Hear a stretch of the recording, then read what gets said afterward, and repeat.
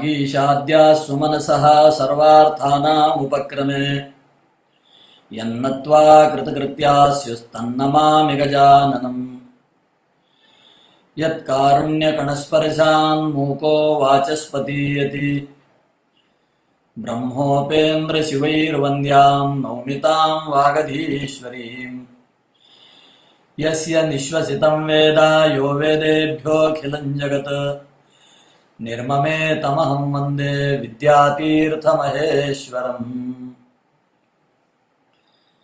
यं ब्रह्मा वरुणेन्द्ररुद्रमरुतस्तुन्वन्ति दिव्यैस्तवैः वेदैः साङ्गपदक्रमोपनिषदैर्गायन्ति यं सामगाः।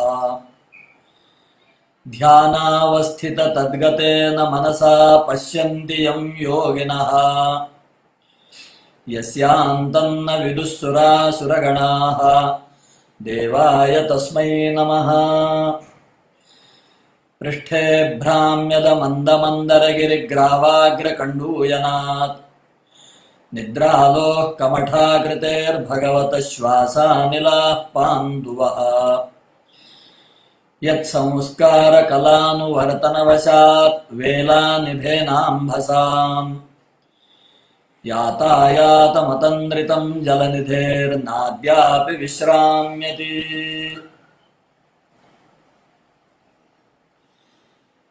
नमः सर्वेभ्यः।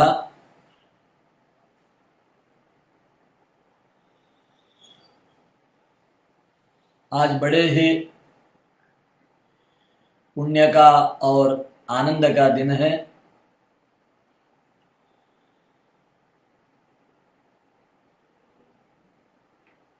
जैसे कि वेद कहते हैं कि तीनों ऋणों से मनुष्य जन्म लेता है और उसमें ऋषि ऋण को चुकाने के लिए एक अच्छे दिन के रूप में आज के दिन की प्रसिद्धि है। आज ऋषि पंचमी है, जहाँ हम सब ऋषि परंपरा को स्मरण करें, उनकी वंदना करें, उनका पूजन करें और उन्हीं के बताए और दिखाए हुए मार्ग पर चलने का दृढ़ संकल्प करें। और ऐसे इस पुण्य पावन ऋषि पंचमी के शुभ दिन के अवसर पर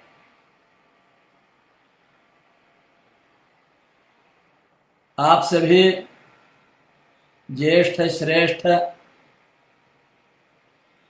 और वैदिक धर्म के अभिलाषी, वैदिक धर्म के अनुयायी और वैदिक धर्म की प्रतिष्ठा चाहने वाले जो सज्जन हैं, उन सभी के बीच में मुझे बोलने के लिए, उपस्थित होने के लिए यह अवसर प्राप्त हुआ है।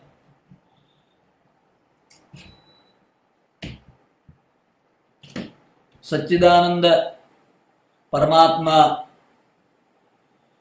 वेदो नारायण की, अपने माता पितरों की और अपने गुरुजनों की यही बड़ी कृपा है और उसी का यह फल है, ऐसा मानते हुए आज से आरंभ हो रहे एकादश दिवसीय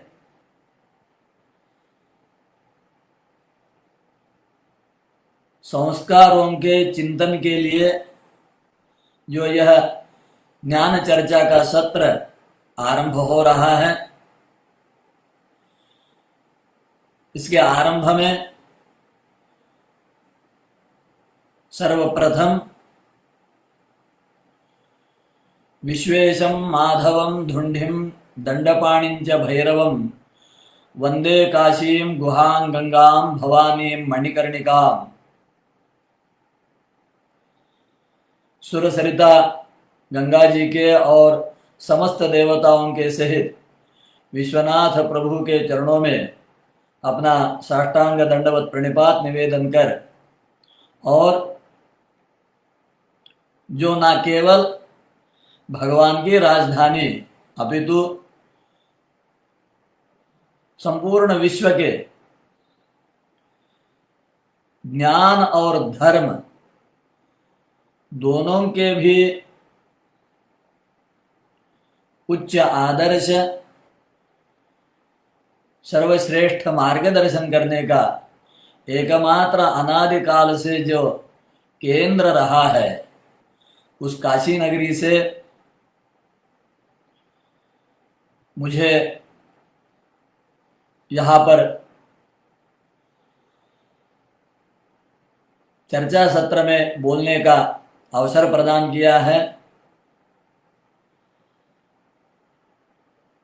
संपूर्णानंद विश्वविद्यालय के कुलगुरु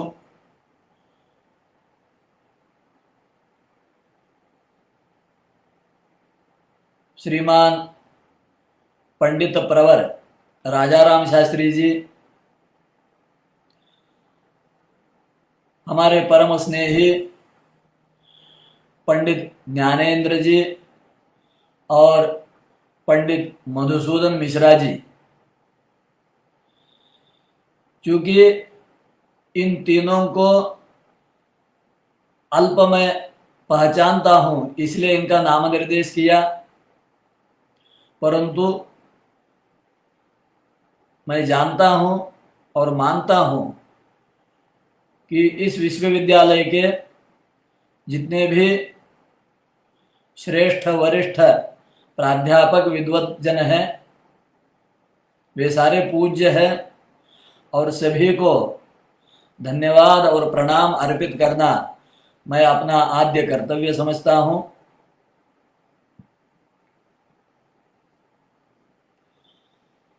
अब इसके पश्चात मैं अपने वक्तव्य को आरंभ कर रहा हूं। सभी श्रोताजन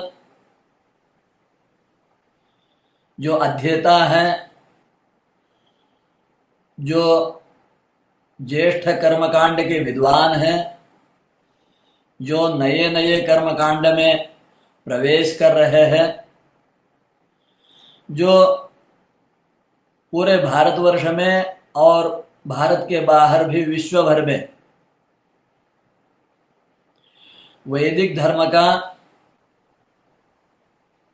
प्रतिनिधि मार्गदर्शक बन और श्रौतस्मार्त कर्मों का अनुष्ठान करते कराते हैं, उन सभी को भी प्रणाम, सबका स्वागत।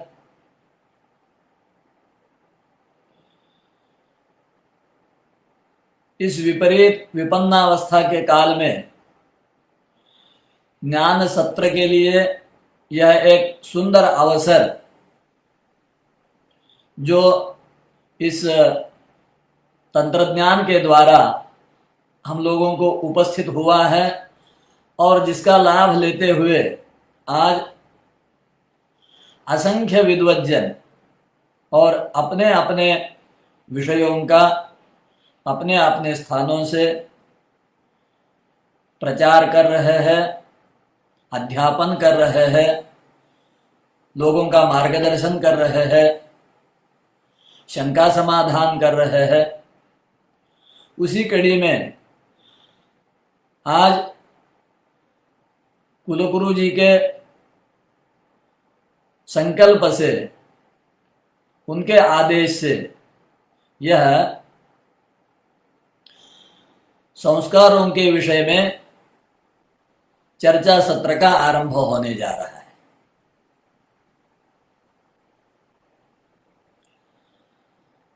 तो सभी श्रोताजनों को भी स्वागत पूर्वक प्रणाम और निवेदन। जो आपने मेरे बारे में सुना है, देखा है, उसमें अतिशयोक्ति की कमी नहीं है। वास्तव का परिचय प्रत्यक्ष चर्चा के द्वारा ही होगा। आप सभी दयार्द्र अंतःकरण से जो भी इसमें स्खलन हो, दोष हो, चांचल्य हो, उस सब के लिए क्षमा करे और गुणग्राहक जो कि सज्जनों का स्वभाव होता है वैसे गुणों का ग्रहण करे और साथ ही नित्य प्रति अपना मार्गदर्शन भी करते रहे। आप सभी के मार्गदर्शन की अत्यंत उत्कंठा से मैं प्रतीक्षा करूंगा और साथ ही जो नए नए है अध्येता है और चूंकि वैदिक कर्मकांड चारों वेदों के अनेक शाखाओं के अनेक सूत्रों के और अनेक स्मृतियों के निर्देश के अनुसार थोड़े थोड़े भेदों के साथ सर्वत्र होते रहते हैं, अतः कुछ अटपटा सा या विपरीत सा भी जान पड़ता है तो अवश्य उसके बारे में प्रश्न करें। यथाशक्ति शास्त्र के ग्रंथों के आधार से उनका समाधान करने का प्रयत्न करूंगा। मैं यहाँ पर मुख्यतः प्रयोग पारिजात जो कि नृसिंह भट्ट जी का लिखा हुआ ग्रंथ है, अत्यंत विद्वन्मान्य और प्राचीन ग्रंथ है, उसको आधार ले रहा हूं। साथ में संस्कार दीपिका यह एक ग्रंथ अच्छा है, उसका भी आश्रय लिया हूं और संस्कार रत्नमाला इन 3 ग्रंथों को मुख्यतः लिया है। ये तीनों भी निबंध ग्रंथों के रूप में पहचाने जाते हैं और हम जानते हैं निबंध ग्रंथों का तात्पर्य होता है कि जो हमारे नित्य के संकल्प में हम कहते हैं कि श्रुति स्मृति पुराणोक्त फल प्राप्त्यर्थम, तो श्रुतियों में, स्मृतियों में और पुराणों में जिन धर्मों का व्याख्यान हुआ है, जिन धर्मों का आदेश हुआ है, निर्देश हुआ है, उपदेश हुआ है, उन्हीं धर्मों को विधान के रूप में, प्रयोग के रूप में एकत्रित कर और वहां पर जो मुहूर्त के विषय में या पदार्थ के विषय में श्रुति स्मृति पुराणों में कुछ अंश जो अप्राप्य होते हैं उनका भी संग्रह करके और एक सुंदर प्रकार से जो प्रयोग का निर्देश करते हैं, विधान का निर्देश करते हैं, जहां मीमांसा साथ में ली जाती है, प्रत्येक विषय की मीमांसा की जाती है और उन ग्रंथों को निबंध ग्रंथ कहा जाता है। तो सहज ही है कि निबंधकार अपने अपने ग्रंथों में जो बातें श्रुति की है, जो बातें स्मृति की है, जो बातें पुराणों की है, उन सभी बातों का तत्र तत्र संग्रह करते हैं, निर्देश करते हैं। हम जानते हैं कि वैदिक जो जीवन है वो 4 पुरुषार्थों में प्रतिष्ठित होता है, जिसको धर्म, अर्थ, काम और मोक्ष कहते हैं। मोक्ष हमारा अंतिम लक्ष्य है और धर्म एकमात्र उसका प्रारंभिक और उत्तम सहायक है। अर्थ काम दोनों के मध्य में आवश्यकता के अनुसार सेव्य होते हैं। अर्थ कामों का चिंतन आज अपना यह विषय नहीं है। जो धर्म का आचरण होता है, जैसे कि हम सब लोग जानते हैं और मानते हैं कि आचार प्रभवो धर्मः, धर्म जो है आचार से उत्पन्न होता है। आचार कुछ नैमित्तिक या कुछ क्षणिक नहीं माना गया है। वैदिक जीवन विधान में मनुष्य के जन्म से लेकर और मृत्यु पर्यंत, जन्म से ही क्या, जन्म से भी पूर्व, जो हमारे दृष्टि में गर्भावस्था आती है, उससे भी पूर्व अवस्था से चिंतन करता है और मार्ग निर्देशन करता है, वह वैदिक धर्म है।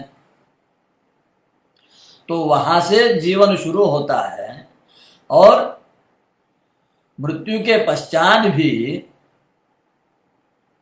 आगे जीवन दीर्घ काल तक रहता है।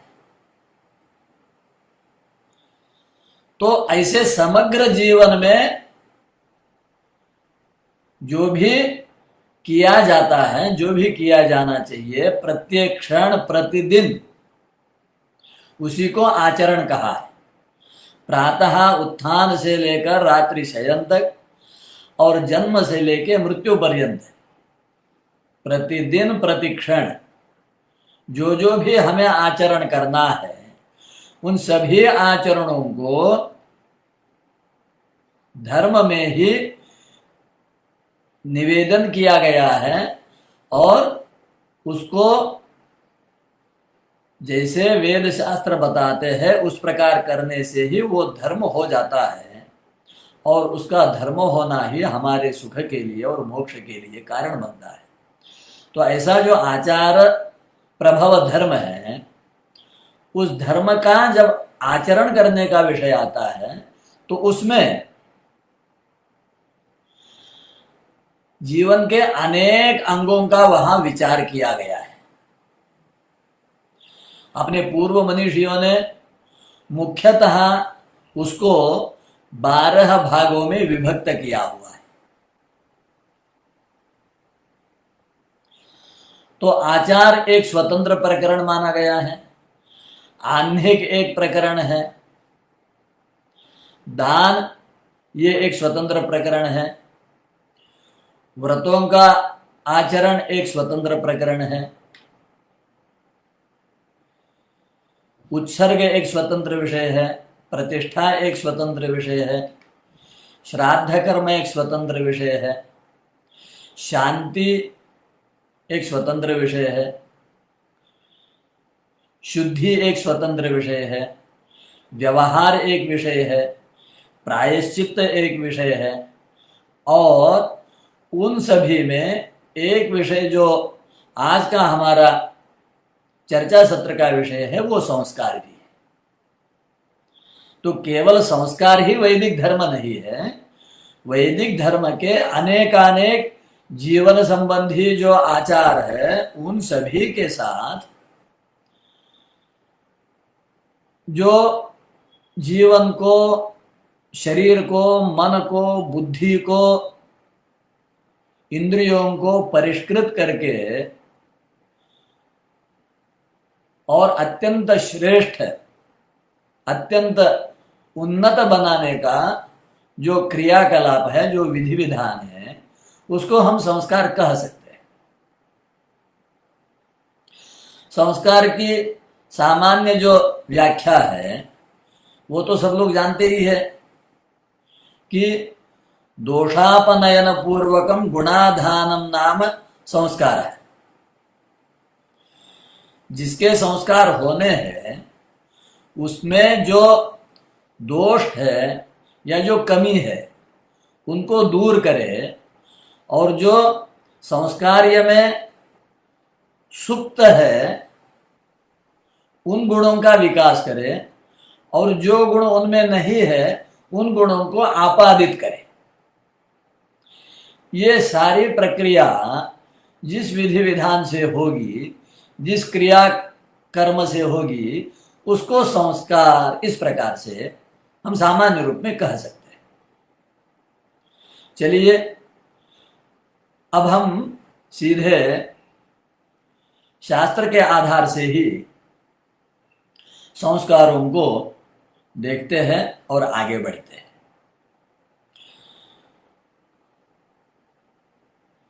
वैसे तो वर्तमान जीवन में हम देखते हैं तो मनुष्य के जीवन में अनिवार्य है इसलिए नामकरण, आवश्यकता है इसलिए विवाह, और फिर आगतिकता से अंतिम संस्कार। और ये तीनों भी हो जाते हैं, वहां पर कुछ चिंतन, वहां पर कुछ शुभ संकल्प, वहां पर कुछ वेद शास्त्रों का अनुसंधान और अनुष्ठान, इसका दर्शन दुर्लभ सा हो रहा है। और ऐसे इस विपरीत काल में जो इस प्रकार से पुनः भारतीय जीवन के औन्नत्य को स्थापित करने के लिए जिस प्रकार का संकल्प यहाँ पर विश्वविद्यालय के कुलगुरु जी के द्वारा हुआ है, मैं समझता हूँ कि यह विद्याओं के अभ्युत्थान के लिए एक अत्यंत ही श्रेष्ठ उपक्रम है।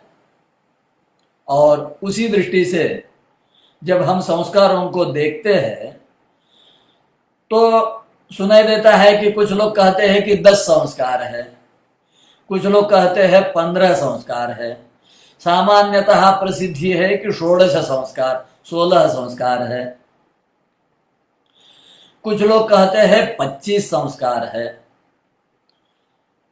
और ये सारी बातें ठीक है, परंतु जब हमें अवसर मिला है और शास्त्र के आश्रय से ही हमें आगे बढ़ना है, तो क्यों ना हम शास्त्रों में इस विषय में वास्तविक किस प्रकार का निर्देश है उसको देखा जाए। तो आइए अब मैं आपको ले चलता हूं महर्षि गौतम जी की स्मृति में। यद्यपि संस्कारों को सभी स्मृतियों में न्यूनाधिकता में बताया हुआ ही है, उनका व्यापक चिंतन भी किया हुआ है, किंतु सभी निबंधकारों ने और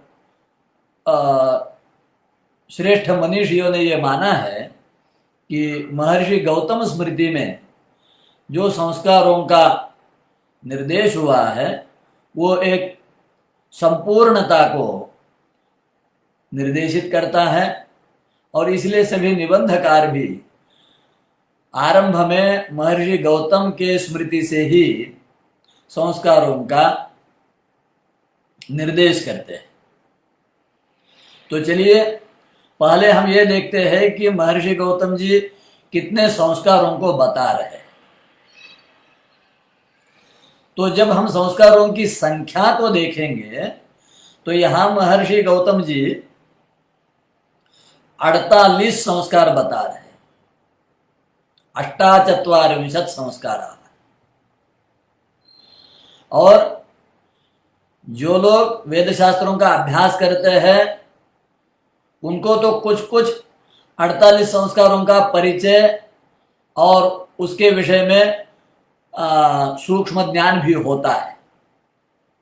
अनुष्ठान के दृष्टि से देखा जाए, आचरण के दृष्टि से देखा जाए तो दुर्दैव से ये कहना पड़ता है कि आज अपने भारत देश में इन 48 संस्कारों से संस्कृत ऐसे महात्मा दुर्लभ से है। कोई एक आधा मिल जावे तो ये अपने संपूर्ण भारतीय हिंदू लोगों के लिए एक गौरव की और आश्चर्य की बात मानी जाए, ऐसी परिस्थिति आजकल है। और शास्त्रकार कहते हैं कि ये सारे के सारे संस्कार जिनके जीवन में होते हैं उनका शरीर यद्यपि दिखने के लिए बाकी लोगों के जैसे ही सप्तधात्वात्मक होगा, तथापि उनका शरीर, उनका मन, उनका अंतःकरण, उनकी इंद्रियां, उनकी बुद्धि इतने पवित्र हो जाते हैं, इतने निष्कल्मश हो जाते हैं कि इस नश्वर शरीर से ही वो सच्चिदानंद परमात्मा का दर्शन और उनका सायुज्य प्राप्त करने का अधिकार पा लेते हैं। यहां तक कि सिद्धि अष्टाचत्वारिंशत् संस्कारों के अनुष्ठान की बताई हुई है। तो आइए, मनुष्य शरीर को जो इतना औन्नत्य प्रदान करते हैं, ऐसे यह वेद शास्त्र पुराणों ने बताए हुए जो अष्टाचत्वारिंशत् संस्कार है, उनके नामों को पहले हम गिन लेते हैं। तो पहला संस्कार होता है गर्भाधान, दूसरा संस्कार है पुंसवन, तीसरा संस्कार कुछ अन्य स्मृतियों के अथवा गृह्य सूत्रों के संकेत के अनुसार अनवलोभन के नाम से होता है, परंतु यहाँ गौतम जी उसका नाम उल्लेख नहीं करते हैं। यहाँ पर इन्होंने सीमंतोन्नयन तीसरा संस्कार कहा है, चौथा संस्कार जातकर्म है, पांचवा संस्कार नामकरण है, छठवां संस्कार अन्नप्राशन है, सातवां संस्कार चौल है, आठवां संस्कार उपनयन है। उसके बाद चत्वारि वेदव्रतानि, ऐसा वो कहते हैं। यहां नाम निर्देश इसलिए नहीं किया है कि प्रत्येक शाखा के अनुसार वेदव्रतों के नाम अलग होते हैं, परंतु संख्या 4 ही होती है, चाहे कोई ऋग्वेदी हो, कोई यजुर्वेदी हो, कोई सामवेदी हो या कोई अथर्ववेदी हो, किसी भी शाखा के हो, संस्कारों की संख्या 4 ही होगी। क्योंकि मैं ऋग्वेद पढ़ा हूं और ऋग्वेद को थोड़ा बहुत जानता हूं, इसलिए ऋग्वेद परंपरा में जो 4 वेदव्रत है उनके नामों का निर्देश कर देता हूं। उसमें पहला होता है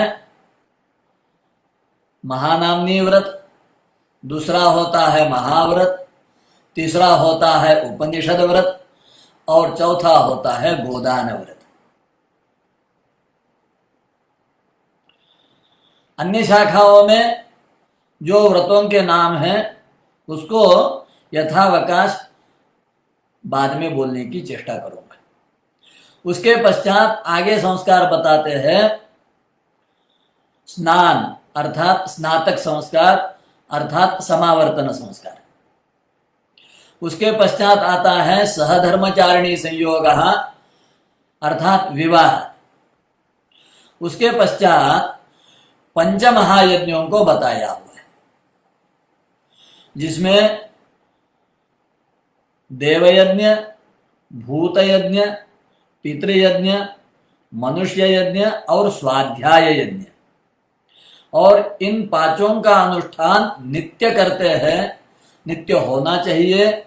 उनको संध्या के जैसे और अग्निहोत्र के जैसे नित्य कर्म में स्वीकार किया हुआ है और वे संस्कार है। और एक विशेष बात है कि केवल इन्हीं पांचों को शास्त्र में महायज्ञ की संज्ञा है। बाकी आपके अग्निष्टोमादि सहस्र संवत्सर 17 पर्यंत जो यज्ञ होंगे उनको केवल यज्ञ ही कहा है और महायज्ञ केवल इन्हीं को कहा है जो नित्य किए जाते हैं। अस्तु, उसके पश्चात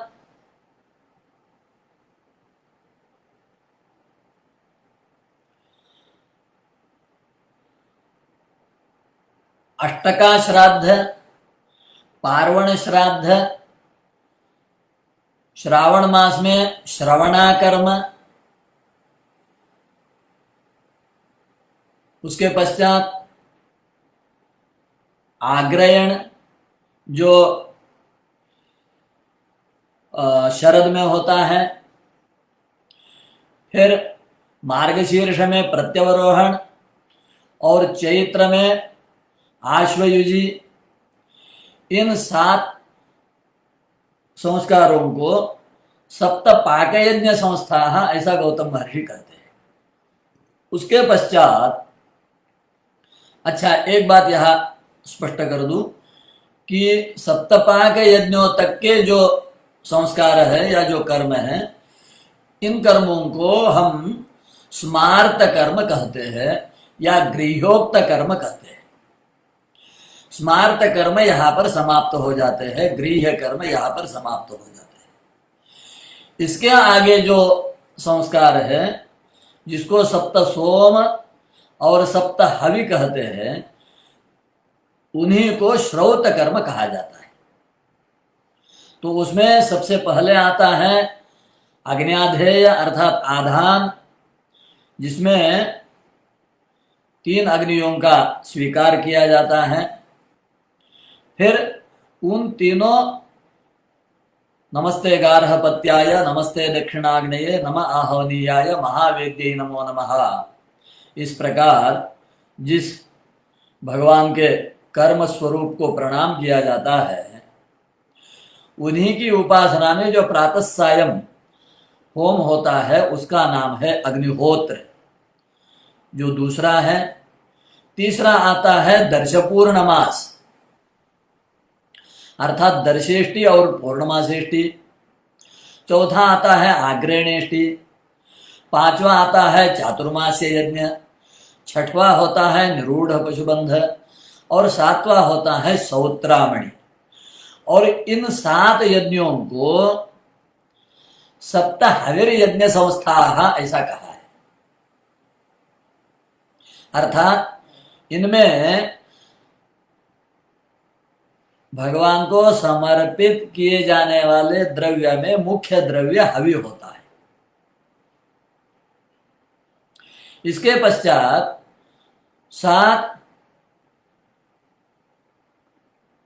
सोम संस्था बताइए है, जिसमें पहला है अग्निष्टोम, दूसरा होता है अत्यग्निष्टोम, तीसरा होता है उक्थ्य, चौथा है षोडशी, पांचवा है वाजपेय, छठवां है अतिरात्र और सातवां है अप्तोर्याम। इति सप्त सोम संस्थाः इत्येते 24 संस्काराः। और यहाँ तक ये 40 संस्कार हो जाते हैं। तो आधान से लेकर अप्तोर्याम तक जो सप्त हवि और सप्त सोम है, इनको श्रौत यज्ञ कहते हैं। और श्रौत यज्ञों में ये मूलभूत है जो संस्कार के रूप में। यज्ञ के रूप में असंख्य यज्ञ आगे आते हैं, जिनका एकाह क्रतु, अहीन क्रतु और सत्र, इन 3 प्रधान भागों में विस्तार होता है, जिसको हम आगे जब उसका विषय आएगा तब चर्चा करेंगे। और इसके पश्चात यह माना गया है कि गृहस्थ का जीवन, कर्मानुष्ठान, जो देवर्णापाकरण मुख्य प्रयोजन बताते हैं, वह यहाँ पर संपन्न हो जाता है। और उसके आगे 8 संस्कारों को आत्मगुण के रूप में महर्षि गौतम जी ने बताया है। अथ अष्टौ आत्मगुणाः, जिसमें पहला है सर्वभूतेषु दया, दूसरी है क्षांति, तीसरी है अनसूया, चौथा है शौचम, पांचवा है अनायासः, छठवा है मांगल्य, सातवां है अकार्पण्यम और 8वां है अस्पृहा। तो इस प्रकार यह 48 संस्कार महर्षि गौतम जी अपनी स्मृति से निर्देशित करते हैं।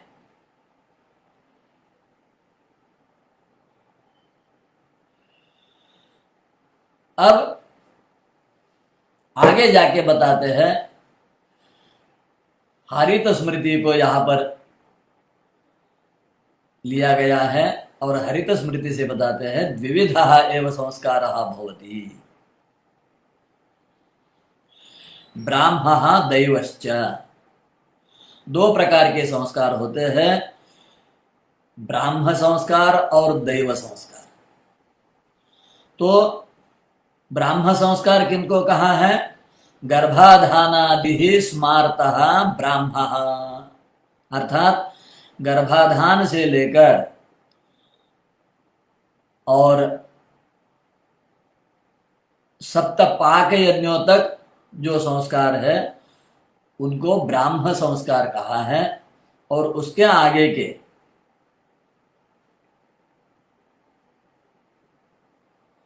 पाक यज्ञों को भी इसमें नहीं लिया है, अपितु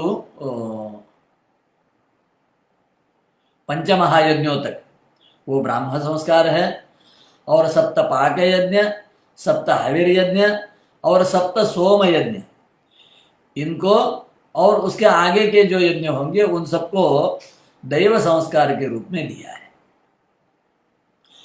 अब इनका फल बताते हैं कि अगर इन संस्कारों का अनुष्ठान होता है, आचरण होता है, तो उसका फल ये बताया है, ब्राह्म संस्कार संस्कृतः ऋषीणाम समानताम सलोकताम सायुज्यम गच्छति।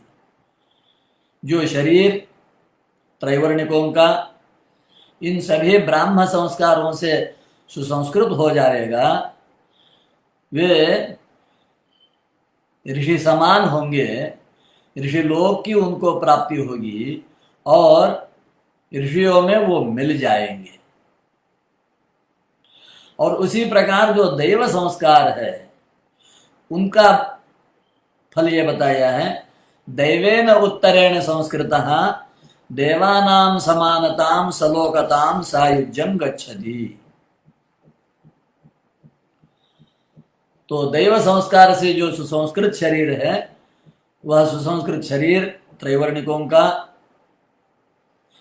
देवताओं की समानता, देवताओं की सलोकता और देवताओं के साथ सायुज्यता प्रदान करते हैं।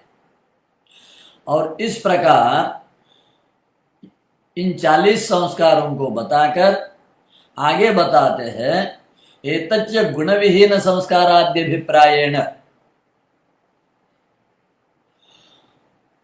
अर्थात जिनके पास आगे के आत्मगुण नहीं है, उनको भी मात्र इन संस्कारों के प्रभाव से इस प्रकार ऋषि और देव योनि का सायुज्य, सारूप्य, सामीप्य इत्यादि प्राप्त होगा।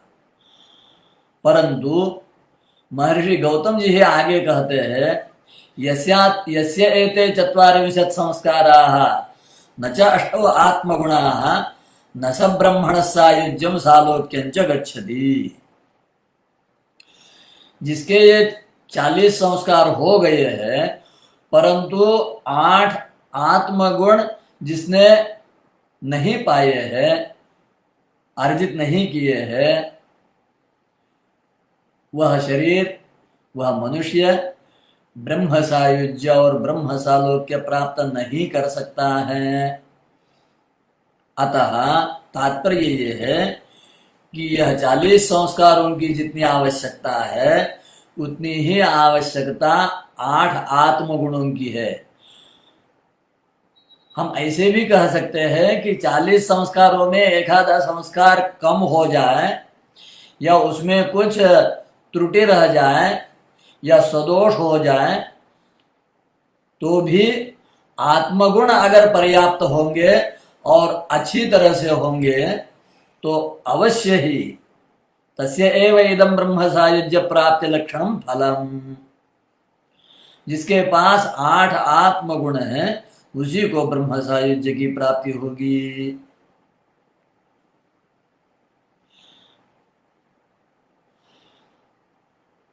इस प्रकार संस्कारों के बारे में बताते हैं।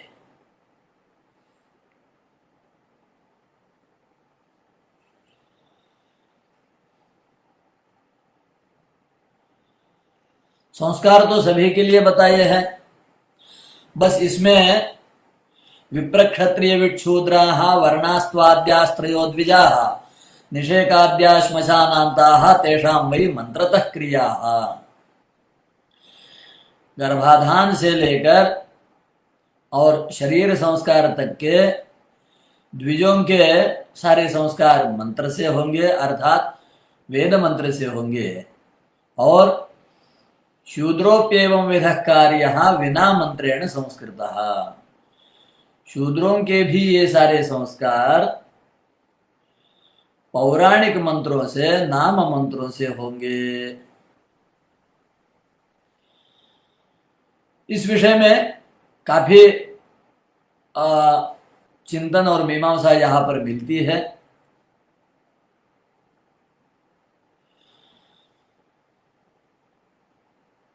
विवाह मात्र संस्कारम शूद्रोपि लभताम सदा, ऐसा भी एक वचन दिखता है कि केवल विवाह एक ही मुख्य संस्कार है जो शूद्रों के लिए है, और वैदिकैः कर्मभिः पुण्यैः निषेकाद्यैर्द्विजन्मनां कार्य शरीर संस्कारः पावन प्रेत्यचेह च। इस प्रकार सभी प्रकार के पापों का शमन कर अत्यंत पावन बनाने के ये शरीर संस्कार द्विजों के लिए बताए हुए हैं। इनसे वैजिक दोषों की निवृत्ति, गार्भिक दोषों की निवृत्ति, ये एक मुख्य फल बताया हुआ है। अब किन संस्कारों का क्या फल है उसके विषय में गोपीनाथ भट्ट, जो कि संस्कार रत्नमाला को प्रकाशित किए हैं, वो इस प्रकार फल बताते हैं। स्मृति संग्रह से उन्होंने ये वचन लिए हैं। निषेकात् वैजिकं चैनः गार्भिकं चापमृज्यते, क्षेत्र संस्कार सिद्धिश्च गर्भाधान फलं स्मृतम्, गर्भे भवेच्च पुंसूतेः पुंस्त्वस्य प्रतिपादकम्।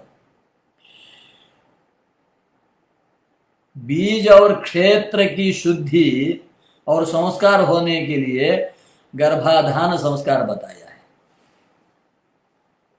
बीज संबंधी जो दोष है और गर्भ संबंधी जो दोष है, अर्थात स्त्री पुरुष शरीर संबंधी जो दोष है, उनका निवारण और क्षेत्र संस्कार, यह गर्भाधान का फल बताया है। क्षेत्र संस्कार से तात्पर्य है गर्भाशय, जहां पर गर्भ की वृद्धि होती है। पुरुष संतान की प्राप्ति हो, ये पुंसवन संस्कार का फल बताया है। और जो फल गर्भाधान संस्कार का है, वही फल सीमंतोन्नयन संस्कार का बताया है। यहाँ पर प्रयोग रत्नकार, जो काशी के ही जगत गुरु तुल्य सर्ववंद्य हुए हैं नारायण भट्ट जी, उनका जो ग्रंथ है प्रयोग रत्न, वहाँ प्रयोग रत्न में वो एक विशेष संस्कार को बताते हैं गर्भावस्था में ही, जिसका नाम विष्णु बलि है।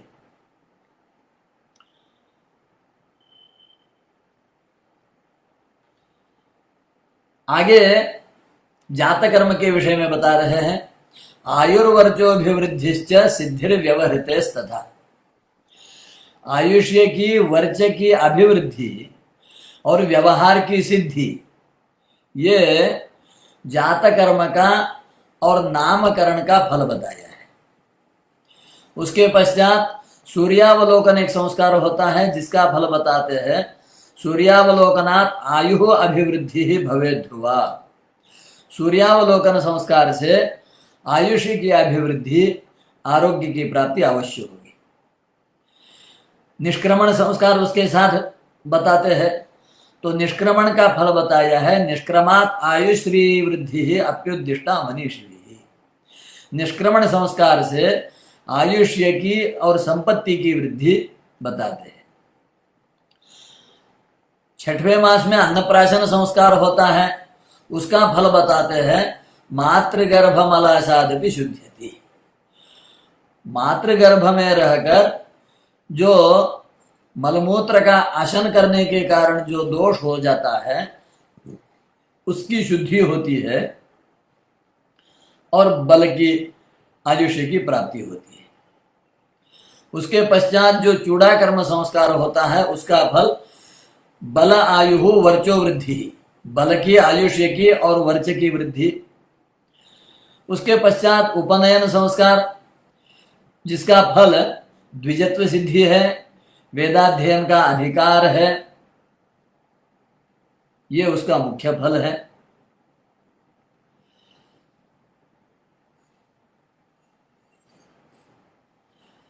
और उसके पश्चात जो वेदव्रत संस्कार है, 4 वेदव्रत, उनका फल तो अध्ययन से ही बताया गया है कि उन विद्याओं का अध्ययन सफल हो, वे सारी विद्याएं सवीर्य हो और सतेज हो, उसी के लिए वो सारे संस्कार होते हैं। स्नातक संस्कार मुख्यतः गुरु का पूजन, जिन गुरु से, जिन आचार्य से हमने संपूर्ण वेदों का अभ्यास किया है, उनको गो मिथुन का दान देवे, यथाशक्ति उनका पूजन करे और उनकी अभीष्ट दक्षिणा उनको प्रदान करे और फिर उनसे आशीष लेते हुए, जीवन के लिए मार्गदर्शन लेते हुए और देव पितृ ऋण दूर करने हेतु और समस्त गृहस्थ धर्म के आरंभ हेतु विवाह संस्कार के लिए वो अपने घर वापस चला आ जाए। इस प्रकार विवाह पर्यंत के संस्कारों का फल बता दिया। आगे के जो संस्कार है, जैसे कि उनको दैव संस्कार और ब्राह्म संस्कार कहा है, तो ऋषियों के साथ स्वरूपता इत्यादि प्राप्त हो और देवताओं के साथ स्वरूपता इत्यादि प्राप्त हो, यही उनके अंतिम फल है। सामान्य फल जो बाकी है वो वहाँ पर जिस दिन जिस संस्कार का हम चिंतन करेंगे, उस दिन उस संस्कार के फल के बारे में भी वहाँ पर आएगा। अस्तु, इसके साथ साथ बालक के संस्कार में कुछ छोटे छोटे संस्कार भी बीच बीच में आते हैं, जैसे कर्णवेद है, जैसे प्रथम आयुर्वर्धापन है और पर्यंक शयन है इत्यादि। तो इस प्रकार संस्कारों का सामान्य परिचय आज यहाँ पर यथामति इन ग्रंथों के आधार से, ऋषि लोगों के वचनों के आधार से आपके सामने प्रस्तुत किया हूँ। जो भी पृच्छकों के प्रश्न होंगे और कुछ जिज्ञासा होगी, उसके लिए विशेष चिंतन भी किया जाएगा। अब जब संस्कारों का आरंभ होता है तो कर्मकांड के दृष्टि से उसको किस प्रकार शुरू किया जाता है, उसका थोड़ा सा चिंतन आज यहाँ पर करना मैं ठीक समझता हूँ। हम जानते ही है कि किसी भी कर्म के आरंभ में हम गणेश जी का पूजन करते हैं, उनको प्रथम पूज्य कहा जाता है। और कल ही गणेश जयंती के साथ गणेशोत्सव का महान पर्व आरंभ हो चुका है। तो प्रत्येक कर्म के आरंभ में जैसे गणेश पूजन होता है, तो प्रत्येक संस्कार के आरंभ में भी गणेश पूजन की अनिवार्यता सभी शास्त्रकारों ने समान रूप से स्वीकार की हुई है और सभी देशों में, सभी संप्रदायों में उसका अनुष्ठान भी होता है। उसके पश्चात एक अत्यंत श्रेष्ठ और विलक्षण ऐसी कर्मकांड में प्रक्रिया है जिसका नाम है पुण्याह वाचन। हमने बहुत बार पुण्याह वाचन किया है, देखा है, सुना है, उसके बारे में पढ़ते भी है, परंतु अगर उसके अंदर हम प्रवेश करेंगे और उसके महत्व को, उसके वैशिष्ट्य को जानने की चेष्टा करेंगे तो आश्चर्य हो जाता है और सारा मन शरीर पुलकित और रोमांचित हो जाता है।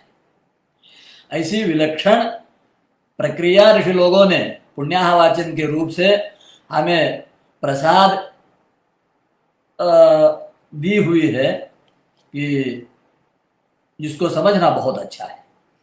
उसमें सर्वप्रथम वरुण पूजन होता है, अर्थात कलश पूजन होता है। 2 कलश रखे जाते हैं, कुछ लोग 1 कलश रखते हैं, कुछ लोग 3 कलश रखते हैं। ये अलग अलग प्रांतीय आचारों में और अलग अलग शास्त्र वचनों के आश्रय से यथा योग्य माना गया है। परंतु अत्यधिक मात्रा में और विद्वत सम्मत यही है कि पुण्याह वाचन में 2 कलश होंगे।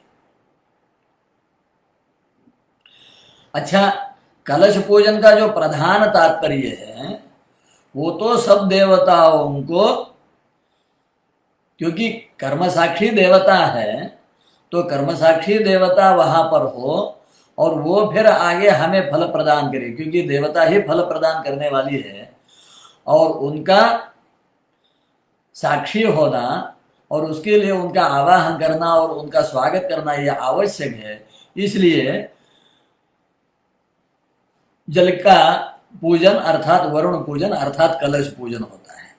कलाह अस्मिन् शेरन्ते इति कलशः, इस प्रकार कलश शब्द की व्याख्या कही जाती है। और वेदवचन अगर हम देखेंगे तो कहा है, आपो वा इदगुं सर्वं विश्वा भूतान्यापः प्राणा वा आपः पशव आपोन्नमापो मृतमापः सम्राडापः विराडापः स्वराडापः छन्दागस्यापो ज्योतिगस्यापो यजुगस्यापः सत्यमापः सर्वा देवता आपो भूर्भुवः सुवराप ओम। अर्थात आपो वही सर्वा देवता, सभी देवताओं का आश्रय स्थान जल है। इसको संक्षेप में अगर देखा जाए तो आपो नारा इति प्रोक्ताः आपो वै नरसूनवः ता यदस्यायनं पूर्वं तेन नारायण स्मृतः। नारायण शब्द की व्याख्या में और मनवादी स्मृतिकारों ने अपने ग्रंथ के आरंभ में ही इसको स्वीकार किया हुआ है।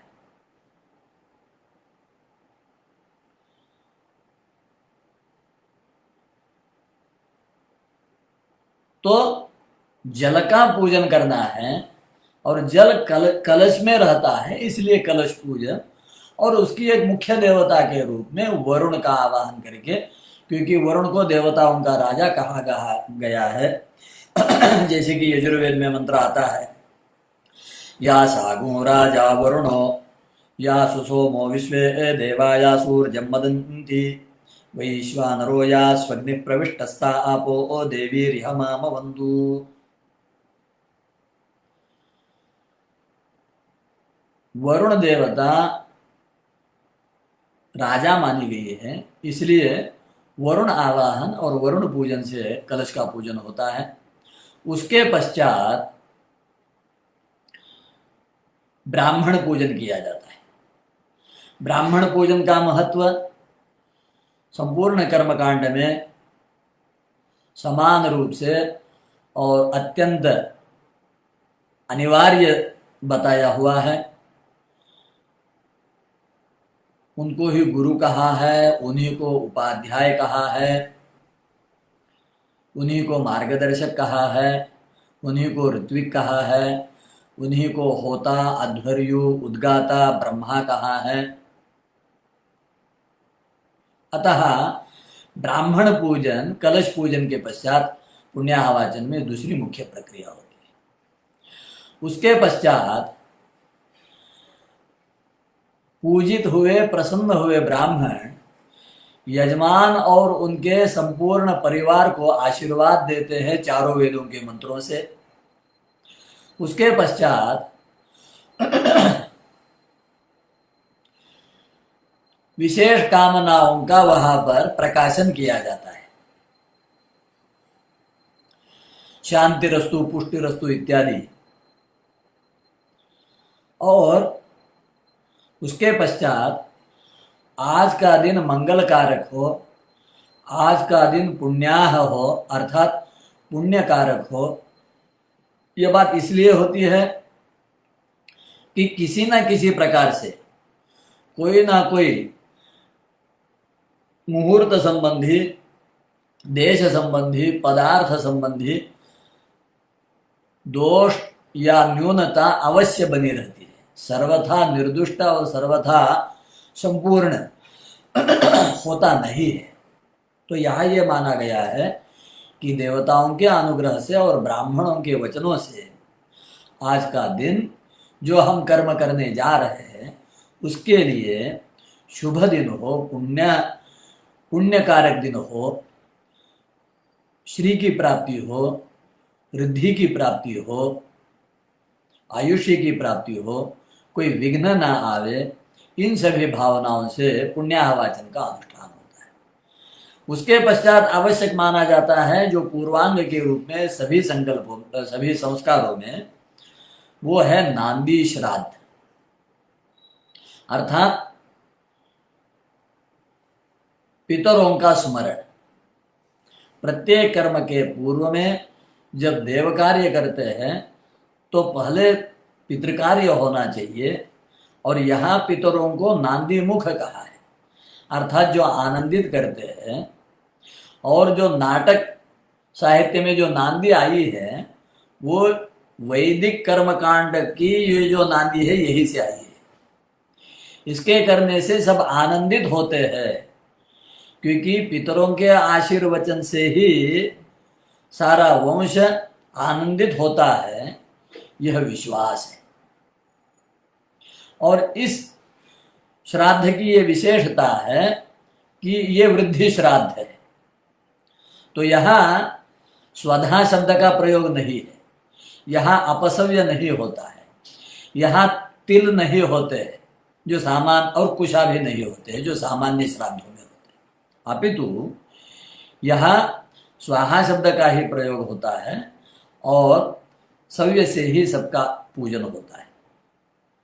एक विशेषता ये है कि अन्य श्राद्धों में पहले पितृपार्वण होता है और बाद में मातृपार्वण होता है और बाद में मातामह पार्वण होता है, परंतु यहाँ नांदी श्राद्ध में यह क्रम थोड़ा सा बदल जाता है और इसमें मातृपूर्वक श्राद्ध होता है, अर्थात प्रथम मातृपार्वण, उसके पश्चात पितृपार्वण और उसके पश्चात मातामह पार्वण, ऐसे 3 पार्वणों का यह नांदी श्राद्ध का विधि है। नांदी श्राद्ध का विधि चिंतन के लिए एक स्वतंत्र विषय है, परंतु अधिक विस्तार में हम इस संदर्भ में नहीं जाना चाहते हैं। केवल इतना ही बोलकर, क्योंकि नांदी श्राद्ध में मातृपूजन प्रथम होता है, तो यहाँ पर एक स्वतंत्र रूप से मातृपूजन का विधान नांदी श्राद्ध के पूर्व में किया जाता है, उसको मातृका पूजन ही कहते हैं। और वास्तव में मातृका पूजन में देव माता और लोक माता, ऐसे 2 प्रकार की माताओं का पूजन होना यह अपेक्षित है। तो गौरी, पद्मा, शची, मेधा, सावित्री, विजया, जया, देवसेना, स्वधा, स्वाहा, धृति, पुष्टि और तुष्टि, और प्रत्येक व्यक्ति की अपनी कुल देवता, इनको मुख्यतः देव माताओं के रूप में स्वीकार किया गया है। उसको विस्तार करते हुए फिर पौराणिक संदर्भ लेकर ब्राह्मी, माहेश्वरी, कौमारी, वैष्णवी, वाराही, इंद्राणी, चामुंडा, इनको भी माताओं के साथ समाविष्ट किया गया है। परंतु लोक माताओं के रूप में जो अपेक्षित है उसको आज कहीं भी आचार में प्रत्यक्ष हम नहीं देख पा रहे हैं, जिसमें अपनी घर की जो ज्येष्ठ महिलाएं हैं, स्त्रियां हैं, उनका पूजन करना, जो जीवित है उनका भी पूजन करना है, और जो नहीं है उनको तर्पण के रूप में। तो उसमें जैसे जो संस्कार करने वाला है, तो वहां पर भी मुख्यतः 2 प्रकार से भेद किया गया है कि स्वसंस्कार के निमित्त एक नांदी होता है और अपत्य संस्कार के निमित्त से नांदी होती है। तो जब उपनयन पर्यंत के या समावर्तन पर्यंत के जो संस्कार है उनको अपत्य संस्कार कहा है, अर्थात माँ बाप पुत्र के लिए संस्कार करेंगे, कन्या के लिए संस्कार करेंगे।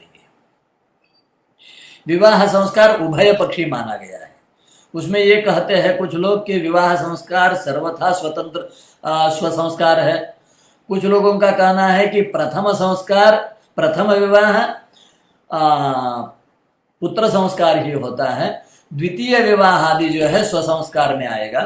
और आगे के जो पंचमहायज्ञ हैं और सप्तपाक यज्ञ हैं, सप्ताहवीर यज्ञ हैं, सप्त सोम यज्ञ हैं, ये मात्र केवल आत्म संस्कार होते हैं। तो जब पुत्र संस्कार के निमित्त से नांदी श्राद्ध होता है, तो उस नांदी श्राद्ध में